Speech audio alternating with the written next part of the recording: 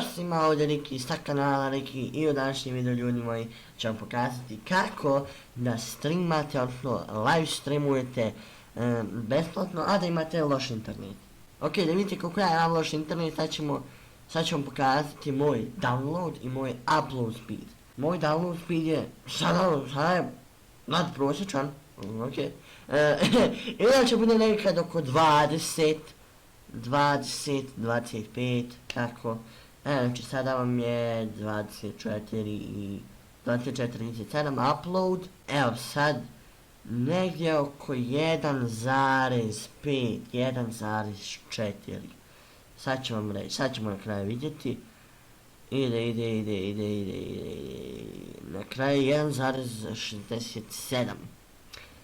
Znači, šta mi je bitno za live stream je upload speed, znači download speed vam je za skidanje stvari, a upload vam je za uploadanje klipova i streamanje. Ok, ja koristim aplikaciju koja se zove Streamlabs. Doduše vjerujem da možete koristiti neke stvari ovdje rečene na OBS-u, pošto su, ja mislim, ista kompanija, ali nisam siguran.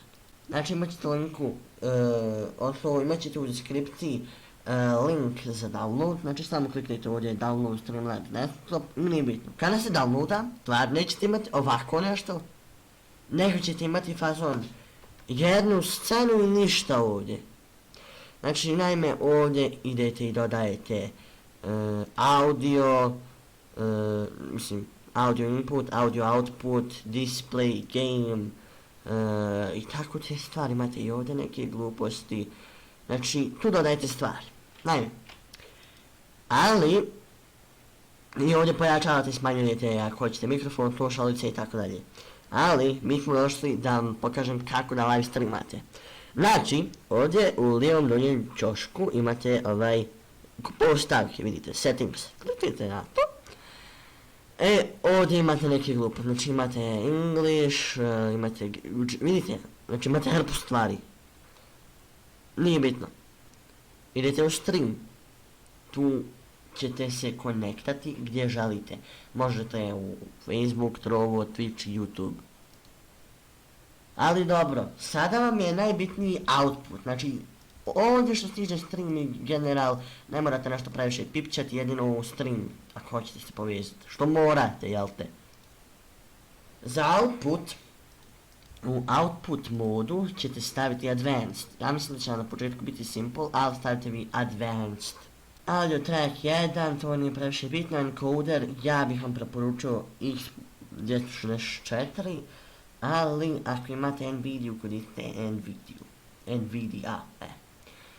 Što se tiče ovih kocki, sa ništa nemojte štiklirati, rate control, tu stavite CBR, odnosno constant bitrate, da mu bitrate bude konstantan, ovo je variabilan, dobro, to nije bitno.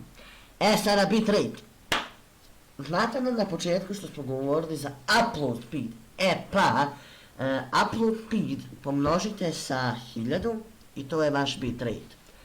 Dakle, ako vam je upload 3.0.0, onda će vam bitrate biti 3000. Ali, pošto je meni 1,60 sad bio, ali mijenja se dosta, tako da ga ja držim na 1400, a nekad ga spustim i na 1300. Što se tiče, ovo ćete štiklirati, use custom buffer size, ja stavim 1500, key frame interval ostavite na 0, CPU usage, tu možete staviti što god, ali ja mislim da je negdje ono špicoka da je mamma mia na fast. Bar meni. Profil nek vam bude main, tune ništa i ovo dole ništa. Audio, video ćete jedino namistiti kako hoćete, znači da bude meni 1080, ovo je 540. Downscale filter, ja stavim bicubic, ali ako vam je baš slab internet, onda stavite na bilinear. Ali ja ga držim na bicubic. FPS, ovo common FPS values, stavite ga na 30, ako vam je baš slab, stavite ga na 20, 24, ali ja ga držim na 30. Ovdje imate hotkeys, to je ono fazon ako klikneš jedinicu početi stream, to neću jer ne volim, ja iskreno jako baš ne volim hotkeyeve, ne znam što, ali baš ne volim. Onda idete advanced, tu ćete process priority above normal, znači idete above normal, color format NV12, ovo ćete staviti 709, color range da vam bude full, nemojte molim da vam bude partial, jer partial je grozno. Force GPU render device, to morate štiklirati. Audio ovdje vam iskreno ništa nije previše bitno.